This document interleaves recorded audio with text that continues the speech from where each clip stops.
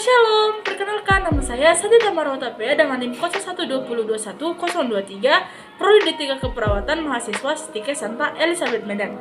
Baik, di sini seadanya saya akan menjelaskan tentang penjelasan sindrom koroner aritmia. Adapun definisinya yaitu sindrom koroner akut atau acute coronary syndrome adalah kondisi di mana aliran darah menuju ke jantung berkurang secara tiba-tiba. Jadi darah seperti tertindih, benda berat merupakan bentuk gejala paling umum dari kondisi ini. Sindrom koroner akut terjadi ketika aliran darah menuju jantung berkurang secara drastis atau tiba-tiba. Adapun etiologinya itu sindrom koroner biasanya disebabkan oleh aterosklerosis, yaitu terbentuknya plak atau tumpukan kolesterol pada dinding arteri yang koroner yang mengakibatkan penyumbatan aliran darah ke jantung. Selain itu, sindrom koroner juga akut juga dapat terjadi akibat penggunaan zat tertentu seperti kokain dan nikotin yang bisa memicu spasme atau penyempitan arteri koroner secara tiba-tiba.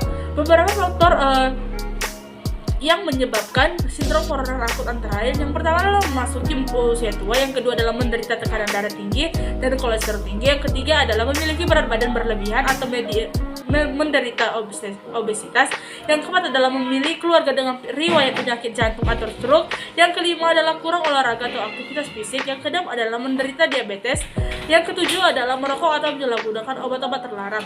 Adapun patofisiologinya itu, patofisiologi sindrom koroner akut baik agenda tidak stabil, non-ST segment elevation, myocardial infarction atau bisa disingkat NSTD adalah sama, yakni ruptur plak aterosklerosis yang diikuti pembentukan trombus pada lesi. Trombus yang terbentuk kemudian kembali ditutupi oleh plak aterosklerosis sehingga pembuluh darah semakin menyempit. Plak yang ruptur akan menyumbat pembuluh darah dan menyebabkan perubahan pada pemeriksaan elektrokardiogram atau yang dibilang EKG yang menunjukkan gambaran iskemi.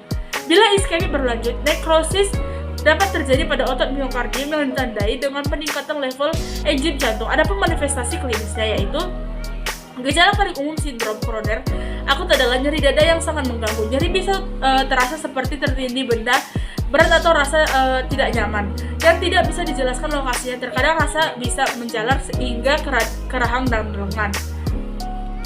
Beberapa gejala lain yang muncul saat mengalami sindrom koroner akut adalah yang pertama keringat dingin, yang kedua sesak napas, yang ketiga sakit kepala dan pusing seperti ingin pingsan, yang keempat adalah mual atau muntah, yang kelima gelisah, dan yang keenam denyut jantung yang tidak teratur atau yang bisa disebut aritmia. Adapun komplikasinya itu sindrom koroner akut dapat menyebabkan nekrosis jaringan pada organ jantung sehingga selain dapat menimbulkan kematian dapat juga menyebabkan komplikasi seperti aritmia, misalnya fibrilasi atrium, takikardia ventrikular, yang ketiga fibrilasi ventrikular, yang keempat trombus ventrikal kiri, dan fibrosis jantung.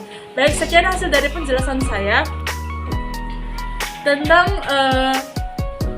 sindrom koroner aritmia. Saya mengucapkan terima kasih. Shalom.